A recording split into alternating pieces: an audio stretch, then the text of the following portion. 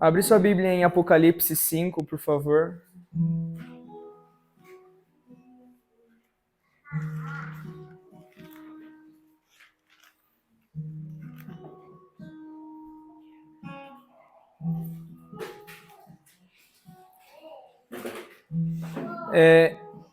Então nós estamos iniciando essa nova série de mensagens, o Evangelho de Deus.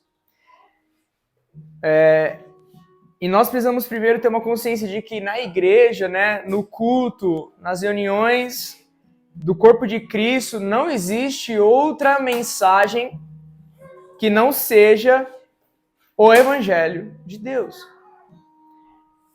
Isso é o princípio, é o básico, porém, a gente sabe que em muitas reuniões da igreja, outra mensagem é pregada. Mas na reunião do corpo de Cristo, a única mensagem que deve ser anunciada é o Evangelho de Deus. Eu lembro que existe uma comunidade que fez uma série de mensagens chamada O Evangelho para Evangélicos, e essa série de mensagens me tocou muito, porque por muito tempo a igreja pensou que o Evangelho era para os de fora. A gente achava que Jesus, nas cartas para as igrejas em Apocalipse, quando ele batia na porta pedindo para entrar, era um texto evangelístico. Que a gente ia lá pregar o evangelho nas ruas e ia falar, olha, Jesus está batendo na porta, ele quer entrar. Mas a verdade é que Jesus está batendo na porta da própria igreja que o deixou do lado de fora. A verdade é que o evangelho não é para o que não crê apenas. A pregação do evangelho não é para o novo convertido apenas. A pregação do evangelho, ela é para todo o corpo de Cristo.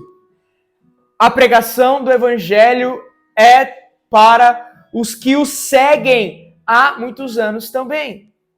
E nunca devemos mudar de mensagem. Não tem como criar uma sala do evangelho para novos convertidos e no culto de domingo a gente pregar outra coisa.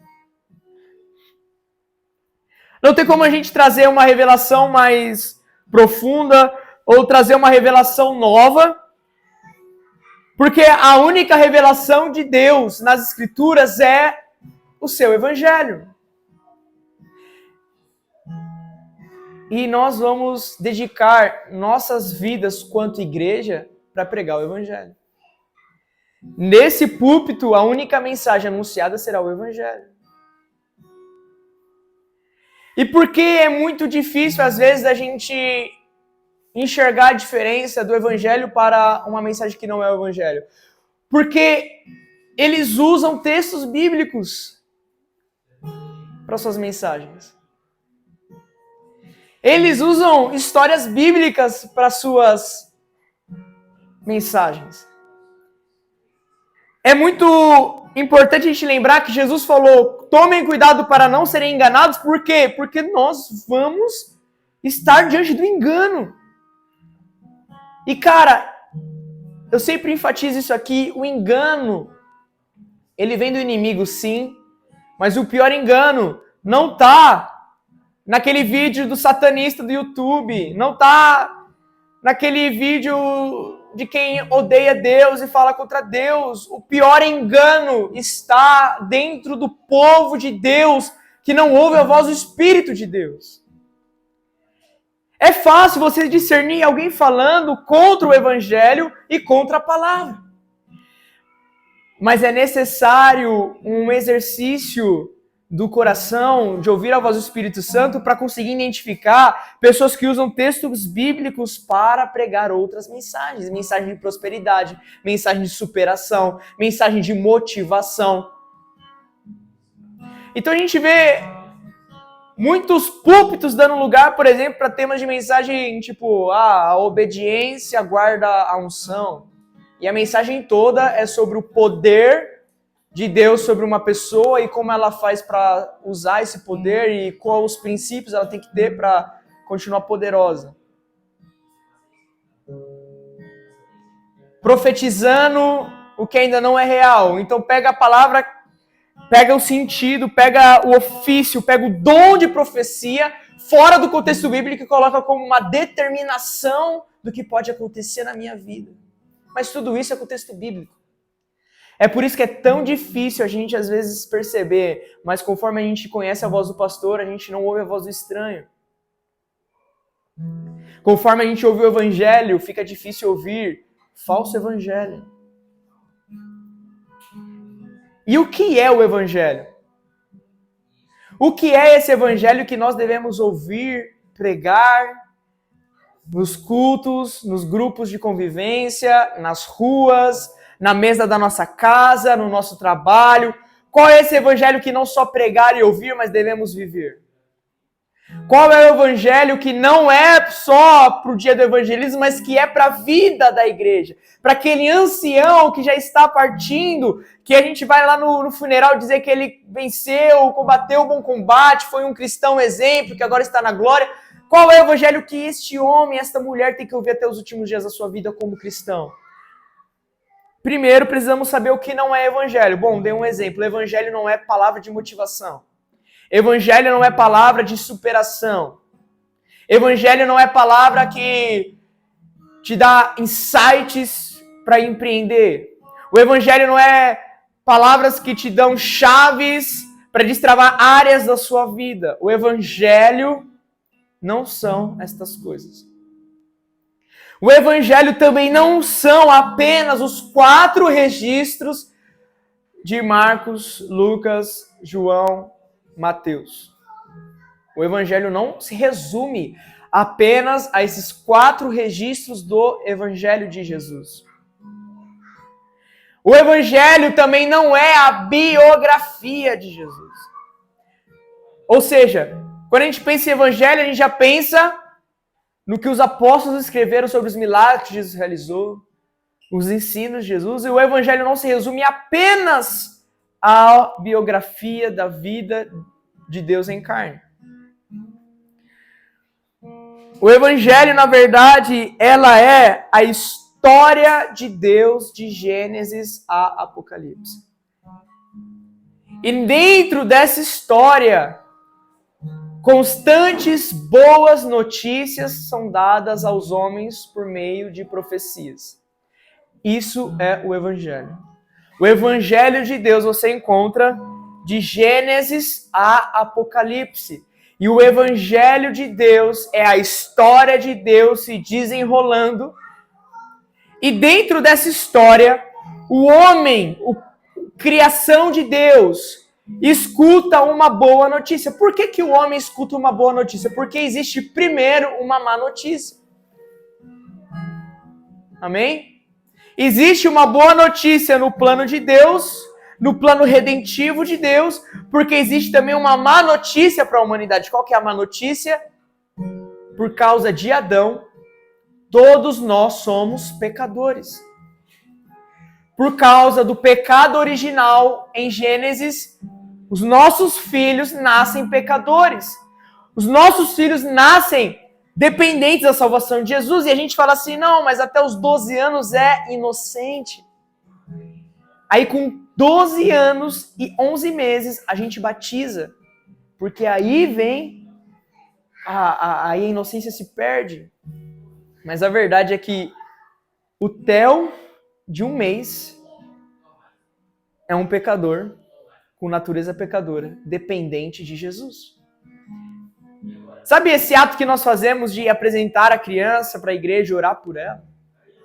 Não é só um ato sem sentido. Quando Deus faz um pacto com o povo,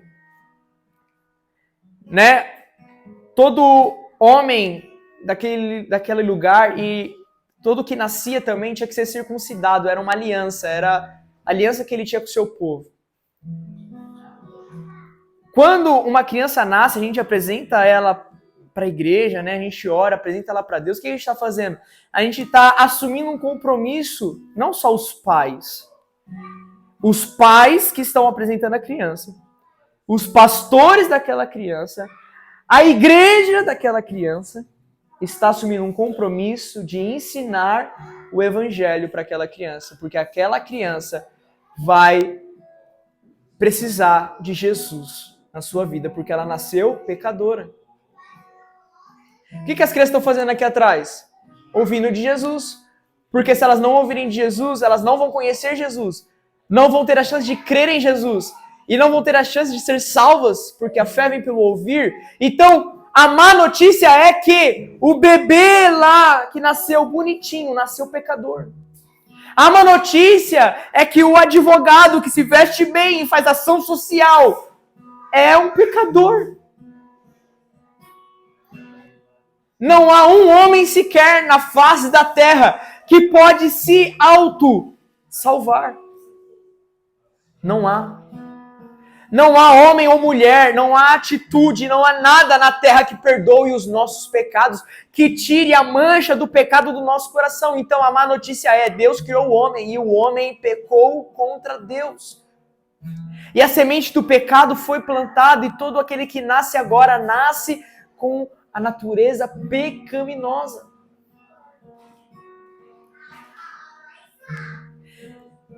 Aí a boa notícia surge.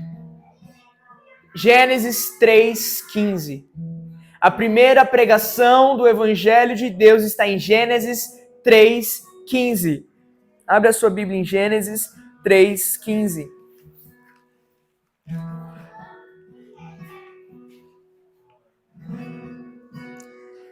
Porém, inimizade entre você e a mulher, entre a sua descendência e o descendente dela. Este lhe ferirá a cabeça, e você lhe ferirá o calcanhar. De quem Deus está falando? Deus está falando de Jesus. A primeira pregação do Evangelho é, porém, inimizade entre a sua descendência e a descendência da mulher. Deus estava falando que do ser humano, mais tarde a gente vai ficar sabendo que do povo judeu nasceria o Messias.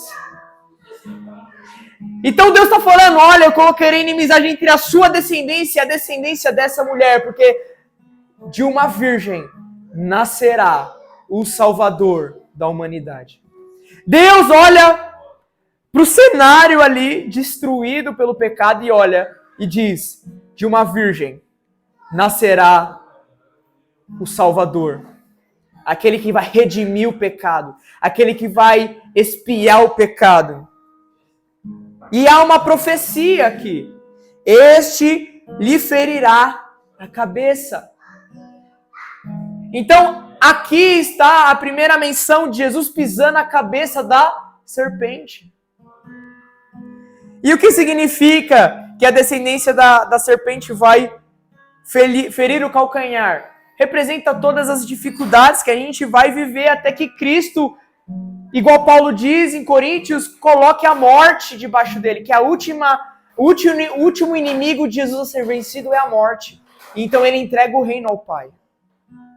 Até esse dia, o mundo é cheio de aflições, o mundo jaz do maligno, Cristo vem, Deus se faz carne e a vida do Deus em carne não é fácil.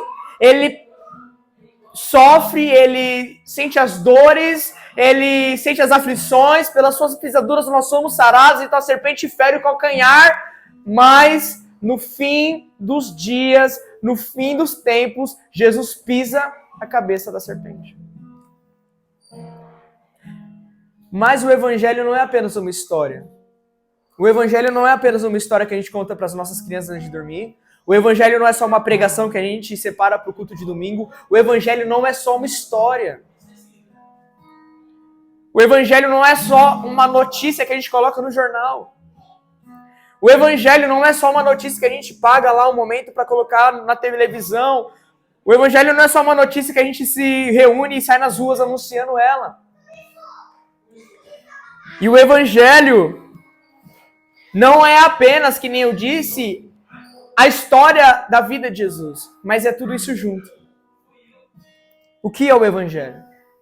O Evangelho é a história do plano de Deus, que só pode ser desenrolado pelo Filho unigênito. E este Filho é revelado nas Escrituras progressivamente. Você acha que Adão e Eva teve consciência de que Gênesis 3,15 era sobre o Messias? Quando Jesus vem, os judeus ficam muito perdidos no meio das profecias. Eles achavam que Jesus, naquele momento, já ia ser o guerreiro, já ia estabelecer a paz, já ia tirar Roma de governo. Os judeus, quando viram Jesus, acharam que a profecia de Isaías 11 já ia se cumprir ali, mas a revelação de Cristo ela é progressiva na palavra de Deus. E são os apóstolos que meio que concluem ali a revelação do plano de Deus em Jesus, porque eles entendem que primeiro o servo sofredor vem para libertar o povo espiritualmente dos seus pecados e depois ele volta montado num cavalo branco para governar para sempre a terra. Então, o Evangelho de Deus, repetindo, o Evangelho de Deus é a história de Deus, a boa notícia de Deus, que só pode ser realizada e desenrolada por Jesus. Jesus é o centro do Evangelho? Sim, Jesus é o centro do Evangelho. Jesus é o único que pode tornar essa notícia boa. Jesus é o único que pode redimir. Jesus é o centro do plano de Deus para trazer o homem para si, estabelecer um lugar de intimidade eterna com a sua criação. E hoje, nessa série de mensagens o Evangelho de Deus, a mensagem de hoje eu queria intitular ela O Evangelho em Apocalipse, porque a gente vai ler Apocalipse 5. Apocalipse 5.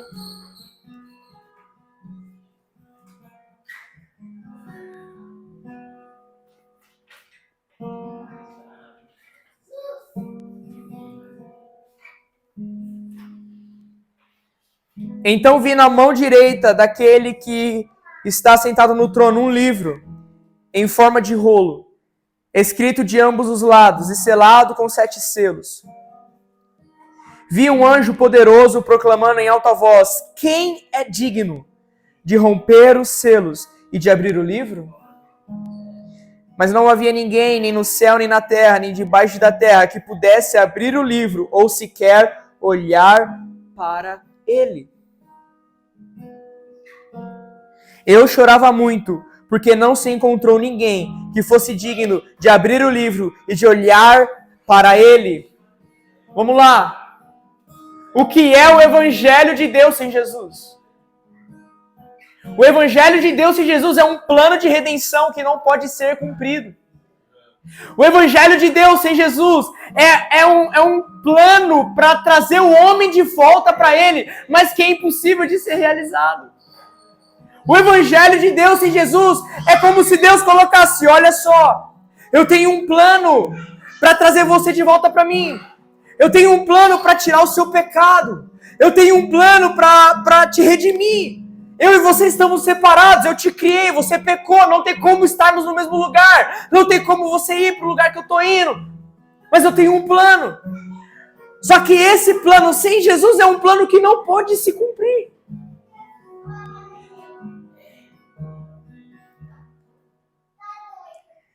A Bíblia de Gênesis e Apocalipse é um palco que vai revelando aos poucos a glória do Filho.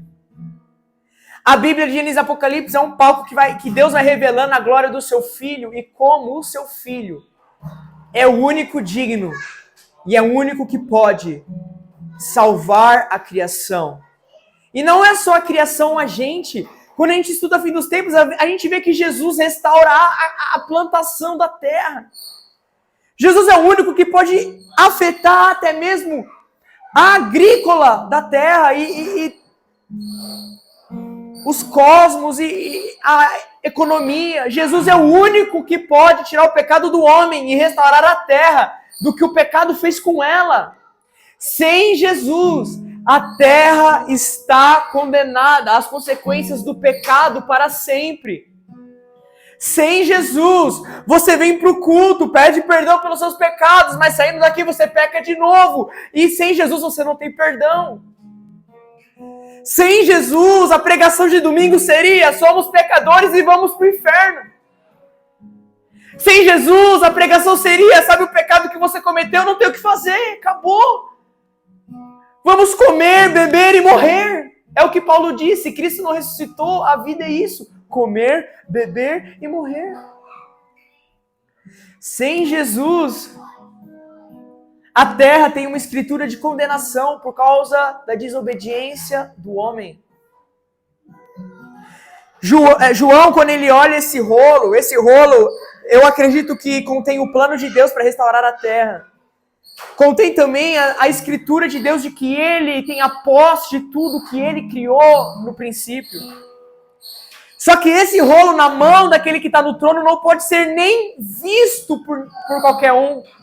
João, ele olha, ele chora, porque na mão de Deus está o plano para restaurar a terra, mas ninguém pode abri-lo. Será que você também não chora se isso fosse uma verdade? Se Deus tivesse um plano para te salvar em suas mãos, mas não houvesse ninguém digno para abrir, isso não seria angustiante? Se Deus tivesse um plano na mão para restaurar a terra aos padrões do Éden, mas não tivesse ninguém digno para abrir, não seria angustiante? Então o Evangelho não é só o plano de restauração, mas o Evangelho é como esse plano só pode ser executado pelo Filho sem pecado de Deus.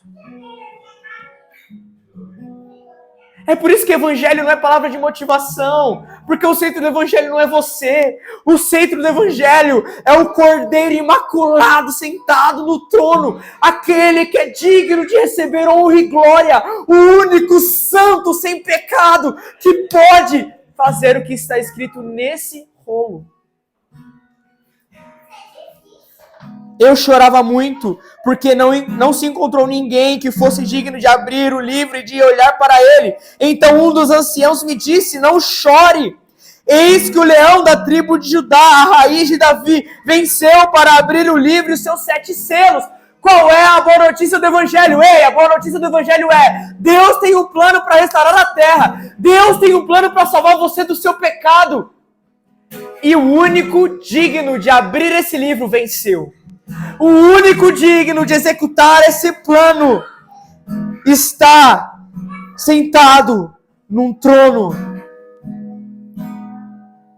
A raiz de Davi. Ele venceu a morte. Ele pode abrir o livro. Ele pode executar o plano de Deus. Esse é o Evangelho de Deus. Não importa para onde nós formos. Me dá qualquer livro da Bíblia, eu te mostro Jesus nele.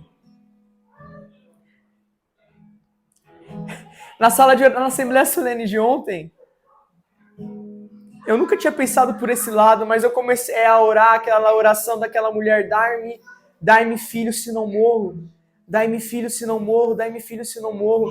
Aquela oração era uma oração angustiante por um filho de verdade, para ela gerar um filho. Naquela oração, o Espírito começou a me fazer lembrar de Jesus. Dai-me o filho, senão eu morro. Dai-me seu filho, senão eu morro. Você consegue ver Jesus em cada história da narrativa bíblica. Você consegue ver Jesus revelado em cada um dos personagens bíblicos. Moisés foi um líder que libertou o povo, só que em Deuteronômio existe uma profecia que haveria outro superior a Moisés, porque na época não houve ninguém como Moisés. Não tinha ninguém como Moisés. Moisés falava com Deus face a face, cara. Moisés foi a exceção. Porque a verdade bíblica é: quem vê Deus, morre. Amém? Quem vê Deus, morre. Mas Moisés era a exceção que falava com Deus face a face. Então não havia ninguém como Moisés, mas existe uma profecia de que haveria um superior que Moisés, e esse é Jesus. Me dê qualquer porção da Bíblia que eu te mostro Jesus. Jesus é revelado em cada página, em cada texto, em cada versículo das Escrituras, porque Ele é o centro da história de Deus. O centro da história de Deus não somos nós. Nós somos resgatados, nós somos redimidos, mas não somos o centro. Parece, né?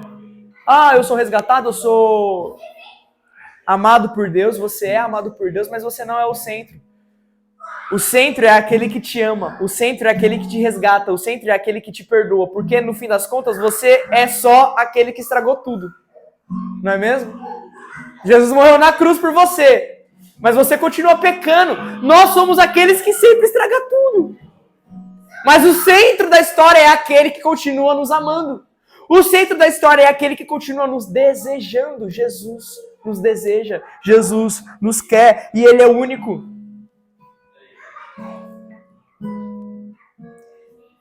O Evangelho não é só essa notícia que nós pregamos, que nós ouvimos e que nós ensinamos. O Evangelho é uma vida para se viver.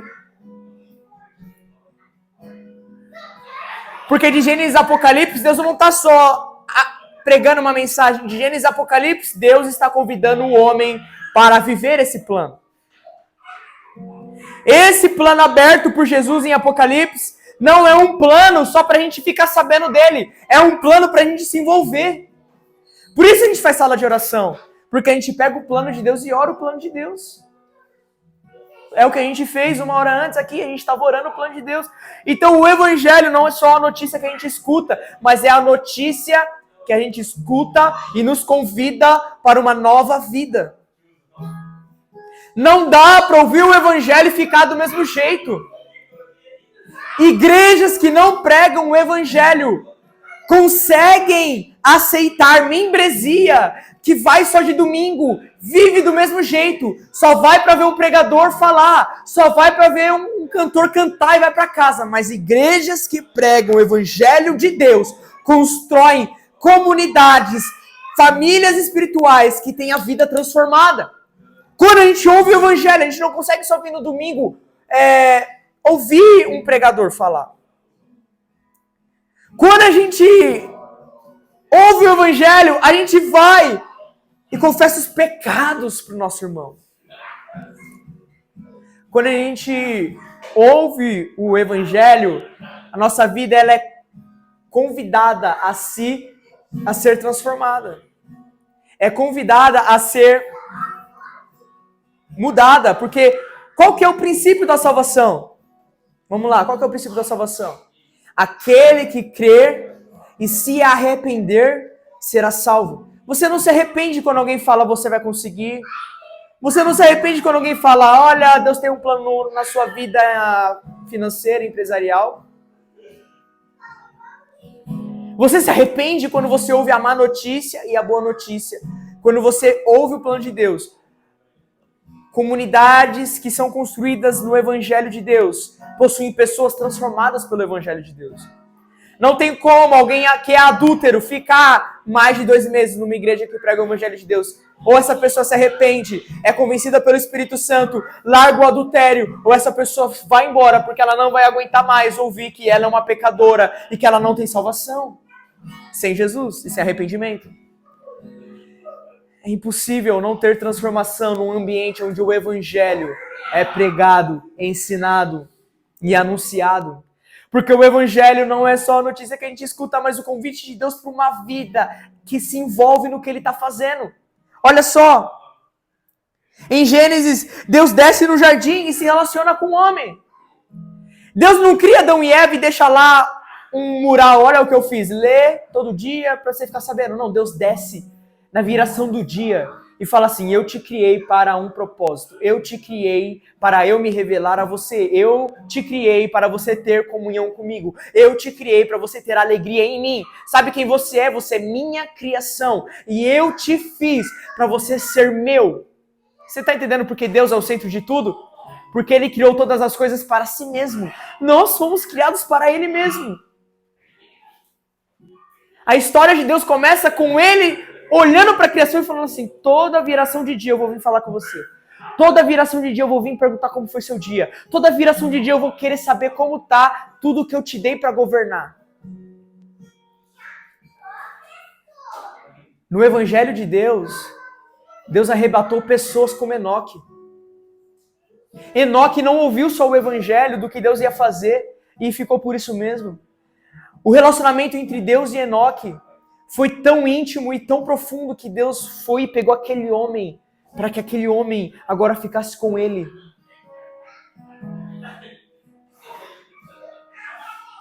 Deus convida Abraão para uma viagem. Só que Deus não fala, olha, vai para lá, eu vou ficar aqui, você vai, e quando você chegar lá, você vai ver as coisas que eu tô te contando. Deus fala assim, vai que eu vou com você. Vai que eu tô contigo. Vai que eu tenho um plano. E não era nem para Abraão. Mas você já parou para pensar que a terra não era para Abraão? Talvez Abraão saiu da sua terra, João, pensando assim, cara, agora eu estourei. Eu vou sair do meio da minha parentela, vou ter uma geração enorme e vou ter terra. Quem não quer terra aí, né? Se você falar assim, você quer 200 mil, você quer um terreno. Eu quero um terreno, que 200 mil, a inflação vai pegar aí, né? Um imposto. Agora você me dá um terreno, vai estar lá uma terra batida lá para fazer o que eu quiser. Meu, Abraão foi convidado por Deus para ter uma terra. Talvez Abraão saiu nesse empreendimento. Olha, que empreendimento bom. Deixou a parentela e foi seguir Deus. Mas no meio do caminho, esse amigo de Deus que é Abraão começou a entender que não era sobre ele. Porque Deus começou a exigir coisas dele. Chegou um momento que Deus exigiu o seu próprio filho. Abraão, vai e sacrifica o seu filho. Cara, acho que naquele momento Abraão falou, não é sobre mim. É sobre ele. Ele não me convidou para eu ter uma terra. Ele me convidou para uma terra que é dele, que ele quer dar para o povo dele. Você entende que Abraão não foi chamado para viver só uma notícia que Deus tinha dado para ele? Abraão foi chamado para viver e participar do plano que Deus tinha para a eternidade, para a sua nação, para Israel. Deus não só convida Abraão para uma jornada, mas Deus almoça com Abraão. Deus desce com mais 2 anjos e almoça com Abraão. Conta para Abraão o que ele vai fazer com Sodoma e Gomorra, porque o evangelho não é só uma mensagem que você escuta no domingo, mas o evangelho é a mensagem de domingo que te convida para uma vida prática com Deus. Você precisa corresponder ao Evangelho. O Evangelho é o plano de Deus que Jesus está desenrolando. Você vai fazer parte desse plano? Você vai se envolver nesse plano? Você vai abrir a porta da sua casa, vai pregar esse Evangelho para outras pessoas? Você vai se arrepender dos seus pecados? Você vai reorientar a sua vida? Você vai reorientar os seus padrões, seus princípios? Você vai abrir mão de tudo por Jesus? Você vai perder sua vida para ganhar? Você vai ser pobre aqui para ser rico na eternidade? O Evangelho é um convite para a vida. Deus se revela pelos profetas, Deus se revela aos apóstolos. E, cara, na ilha de Patmos, em Apocalipse, Deus estoura a bolha da revelação. Por que eu digo isso? Porque a revelação até aqui ela estava sendo progressiva. Primeiro ele se revela lá para Adão e Eva, através de Gênesis 3,15. E aí ele coloca, as ordenanças lá do tabernáculo. O cordeiro tinha que ser morto, um cordeiro macho, sem defeito, já apontando para Jesus. E aí Deus vai revelando aos poucos o Evangelho. Vai revelando aos poucos Jesus. Aí os profetas começam a falar de alguém que seria a descendência de Davi. Os profetas começam a falar de um rei. Os profetas começam a falar de alguém que redimiria o seu povo, destruir seus inimigos. Então a revelação vai crescendo. E o que acontece na ilha de Patmos? Jesus aparece, ressurreto para João. E o livro de Apocalipse não é a revelação do fim dos tempos, mas é a revelação de Jesus. Qual que é a conclusão da palavra de Deus? Qual que é a conclusão da Bíblia? É a revelação de Cristo para o seu povo. Deus ele pega essa revelação progressiva na ilha de Patmos e ele explode de revelação. E ele revela. Você lembra que a gente aprendeu no estudo, quem lê entenda? Profecia revela o impacto na humanidade daquilo que Deus vai fazer no futuro. E o que é Apocalipse? O que é revelação? Revelação são os segredos do plano de Deus revelado. Então, nessa história que Deus nos convida para nós nos envolvermos, cara, vida de igreja não é uma vida de igreja se você só vem ouvir a pregação. Vida de igreja é se você tem a capacidade de aplicar a pregação do evangelho no seu dia a dia. É se eu consigo trazer a realidade do evangelho de forma prática, pro jeito que eu trabalho, pro jeito que eu faço família, pro jeito que eu me relaciono com o meu vizinho, com o jeito que eu faço minhas finanças. É aí que o evangelho é prático na nossa vida. Então Deus, Ele nos convida a conhecer mais dele. Conhecer mais do seu Filho. Porque toda essa história é um palco onde as cortinas se abrem e a glória de Jesus é revelada. A gente costuma confundir o evangelho com a biografia de Jesus, porque o evangelho é sobre Jesus, mas o evangelho é todo esse plano sendo desenrolado pelo Filho de Deus. E o evangelho é também a aliança de Deus com o homem. Em Isaías 24, se não me falha a memória, o motivo de Deus trazer juízo e condenação para a humanidade na grande tribulação é porque o povo quebrou os decretos de Deus. O povo, a humanidade, quebrou a aliança com Deus. E qual é essa aliança? É a aliança do evangelho.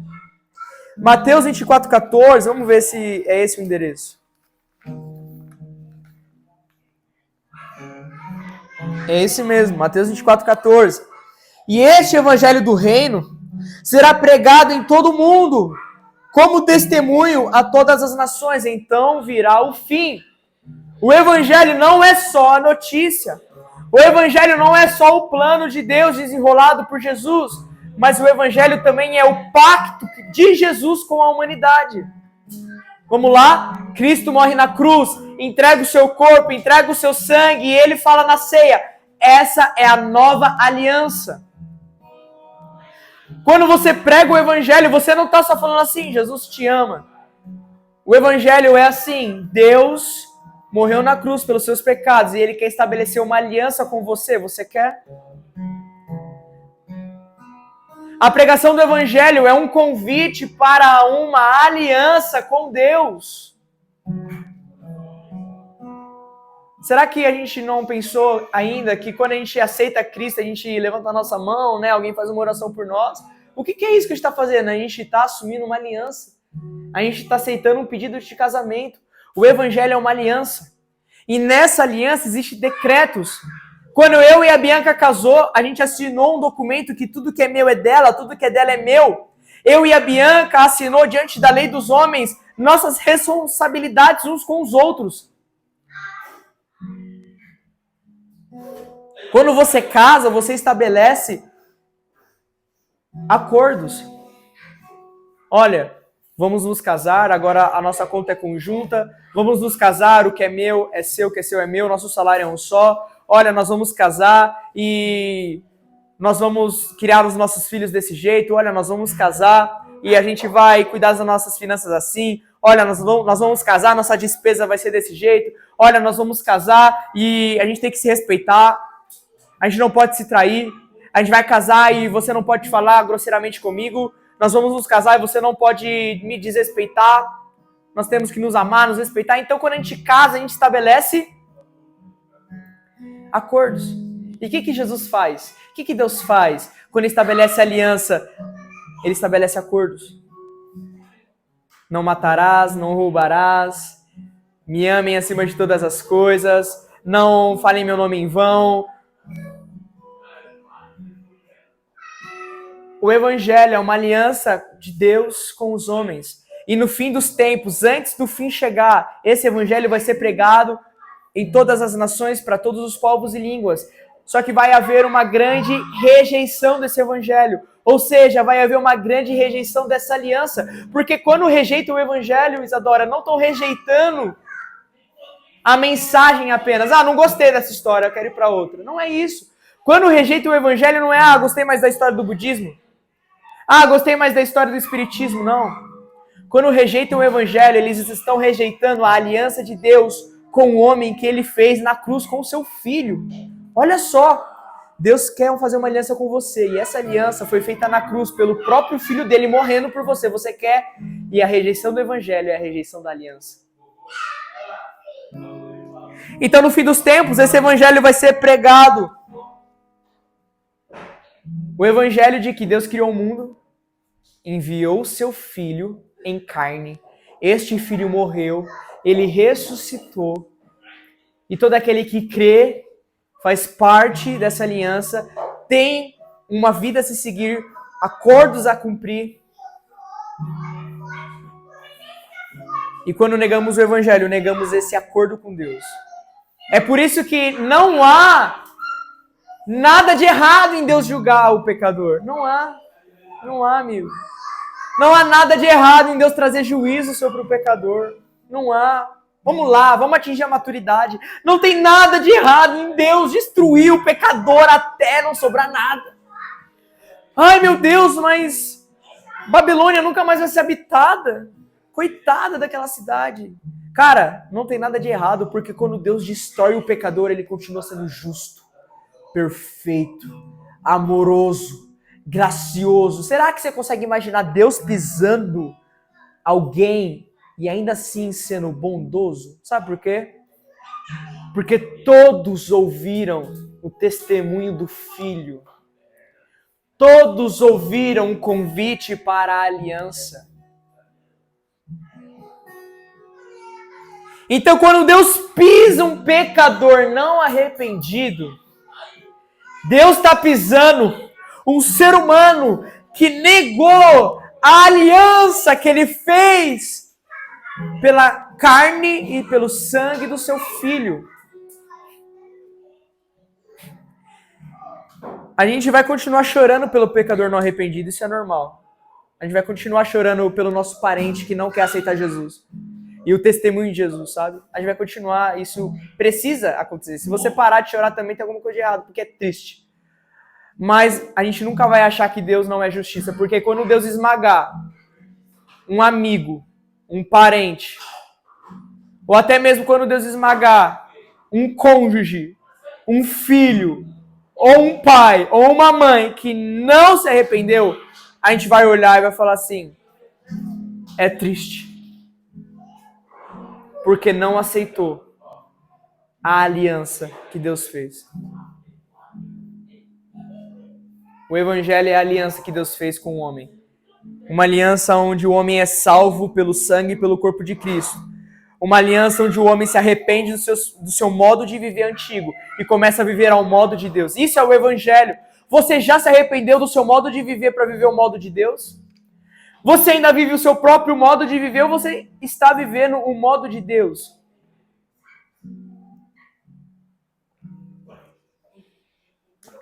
Quais são os maiores motivos de quebras de casamento? Quebras de acordos. Há um acordo no casamento, um ser fiel ao outro. Quando existe adultério, existe quebra do casamento. Existiu quebra de acordo. O acordo é falarmos a verdade um para o outro. Se um dos lados somente mente, aquele casamento vai ao fim, porque houve quebra do acordo. Se você não vive ao modo de Deus, você está quebrando o acordo que você fez com Deus, porque o evangelho não é uma mensagem que você vem ouvir só no domingo, mas o evangelho é um jeito que você tem que viver o seu dia a dia. O evangelho é a maneira que Deus te deu para guiar os seus dias. Como você tem trabalhado?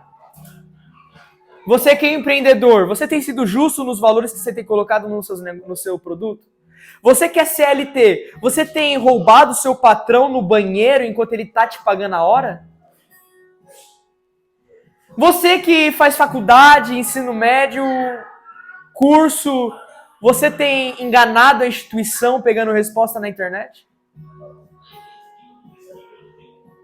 Ai, mas isso daí, Matheus, não tem nada a ver.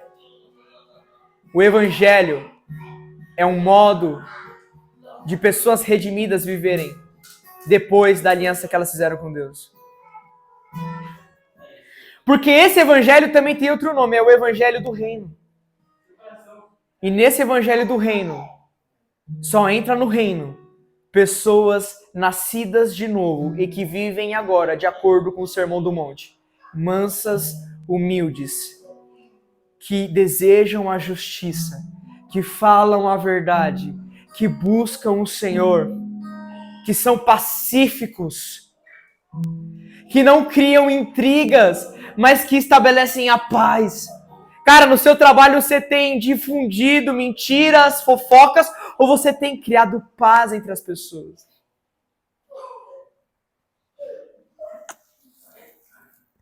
Então existe um jeito, um estilo de vida debaixo do evangelho do reino de Deus. E a grande loucura desse evangelho todo, dessa notícia toda, é essa. Você é pecador. Você tem uma dívida com Deus. E aí você se pergunta, se eu tenho uma dívida com Deus, se eu tenho pecado, quanto custa? Não é? Bom, se eu tenho uma dívida com as Casas Bahia, eu vou lá e falo, olha, quanto é minha dívida? Eu quero negociar. Olha, não tenho à vista, mas quanto eu posso pagar por mês para quitar essa dívida? Aí eles vão colocar os juros lá. Porque se você investe, não dá 1% ao mês. Mas se você for pagar uma dívida, meu amigo, é 10% ao mês. Cuidado. É bom falar essas coisas, porque a gente tem uma dívida com Deus. A gente tem uma dívida com Deus. Que foi paga por Cristo.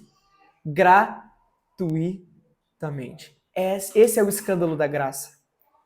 Essa é a loucura do evangelho. Se você vai quitar uma dívida nas Casas Bahia, você pergunta, qual é a minha dívida?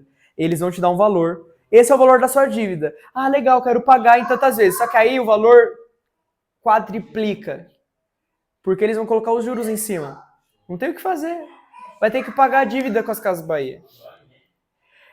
E aí você entende que você tem um pecado, uma dívida com Deus, e você pergunta para Deus, Deus, qual é a minha dívida? Aí Deus fala, sua dívida é o pecado. E como eu posso pagar essa dívida? E aí Deus fala assim, eu paguei para você. Essa dívida não se paga com dinheiro, essa dívida se paga com vida. E eu dei a vida do meu filho. Não, tá bom, mas o que eu tenho que fazer? Eu tenho que fazer boas obras? Eu tenho que levar comida para morador de rua? Eu tenho que levar cobertor para morador de rua? Eu tenho que construir uma casa para um desabrigado? O que eu tenho que fazer? Não, você não tem que fazer nada. Você tem que crer em mim. A loucura do evangelho, da salvação, é que para participar do plano de Deus de Gênesis e Apocalipse, desenrolada por Jesus, é que você só precisa crer nele. Você não precisa nem vir no culto de domingo. Porque você não vem no culto de domingo para ser salvo. Você vem no culto de domingo porque você é salvo. Se você não vem no culto de domingo, significa que você não é salvo. É diferente, você entendeu? Você entendeu? Você não precisa fazer nada para ser salvo. A dívida do pecado foi paga por Jesus morrendo na cruz por você. Então a loucura de toda essa história, de toda essa boa notícia, é que o homem sendo culpado pela condição dele, não tem que fazer nada. Porque somos salvos pela graça, não por obras. Os espíritas também creem no evangelho, né? Tem um evangelho dos espíritas. No evangelho dos espíritas, quanto mais obras você faz, quanto mais você trabalha, quanto mais boas atitudes você tem, isso acumula para você benefícios, isso te leva mais para perto de Deus. Mas no evangelho de Jesus Cristo, na religião judaica cristã, a salvação ela é pela graça. Você não precisa ler a Bíblia para ser salvo.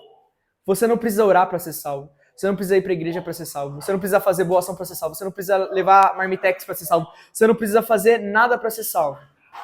Você foi salvo porque Jesus morreu há 2000 anos atrás numa cruz por você.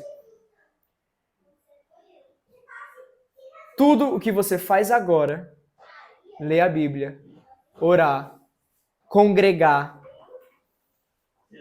ajudar os pobres, a viúva, tudo isso que você faz agora é porque você é salvo. Essa é a loucura do Evangelho de Deus. Você compreende nisso? Se você crê nisso, você é salvo. Se você fala assim, Mateus, enquanto você falava, meu coração queimava. Enquanto você falava, o Espírito Santo me convenceu. Enquanto você falava, eu criei nesse Cordeiro, que é o único digno de fazer o plano e executar a ação de Deus. Eu criei enquanto você falava que eu sou salvo pela fé. Eu criei que eu sou salvo pelo sacrifício de Jesus. Eu criei que nada que eu possa fazer me salva. Se você creu enquanto eu falava, você é salvo por Jesus. Essa é a loucura do Evangelho de Deus. Você é salvo pela graça. O que faz você ser inserido nesse plano de Deus, de Gênesis e Apocalipse? A sua fé. Quando você peca e você vai orar e faz um voto com Deus, e aí você, deixa eu orar aqui porque eu pequei, tal, você não está sendo perdoado pelo que você está fazendo. Você está sendo perdoado porque Jesus morreu na cruz por você. E se o Evangelho de Deus não toca você, você precisa se arrepender. Se essa mensagem hoje não tocou o seu coração, você precisa se arrepender e crer nela de novo. Se a mensagem do Evangelho não sustenta a sua vida cristã, você precisa de novo crer no que os apóstolos e os profetas pregaram para ser salvo. Vamos orar? Senhor, obrigado, porque somos salvos pela sua graça. Obrigado porque somos salvos pela fé em Jesus Cristo e somente pela fé em Jesus Cristo. Obrigado porque a fé vem pelo ouvir a palavra do Senhor. Oramos, Pai, te agradecendo. Obrigado porque o Senhor anunciou o Evangelho, primeiro por anjos, depois pelo seu Filho. E todo aquele que ouve o Evangelho de Jesus e crê, é salvo da condenação do pecado e é inserido no seu plano e habitará eternamente na terra com o Senhor governando de Jerusalém. Obrigado porque todo aquele que crê nessa mensagem que é loucura para o homem, todo aquele que crê nessa mensagem que parece insuficiente aos ouvidos, mas que é poderosa para salvar, é salvo e inserido no que o Senhor está fazendo desde antes da fundação do mundo. Pai, nós oramos que pela fé nós possamos ser inseridos, que pela fé no Evangelho e pela fé na palavra, nós possamos, Deus, viver de acordo com os seus decretos. Eu oro para que essa igreja viva debaixo do Evangelho. Eu oro para que o Evangelho de Jesus Cristo modifique a maneira de fazer igreja da Zela Esperança, da maneira de viver igreja da Zela Esperança e da igreja do Brasil. Eu oro para que os grupos caseiros sejam afetados pelo Evangelho de Deus. Eu oro para que a nossa vida de discipulado seja afetada pelo Evangelho de Deus. Eu oro pela que a nossa vida no trabalho, na família, seja afetada pelo Evangelho de Deus. Pai, eu oro para que essa mensagem que é uma loucura para o homem seja o poder de salvação para nós, no nome de Jesus. Amém e amém. Glória a Deus.